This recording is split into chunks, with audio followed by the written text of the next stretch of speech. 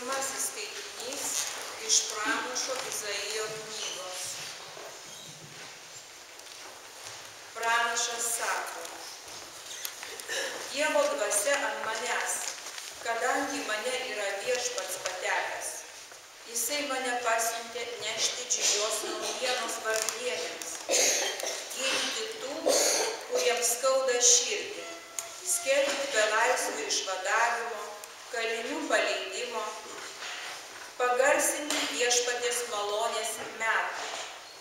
Širdingai aš džiūgausiu Viešpačiu, mano siela džiūgaus Dievu manuoju, nes jis mane rengia išganymo rūbais, siaučia teisybės apsiaustų, kaip sužadėtinį šventiškai puošia, tarp nuotaka vėriniais dabina.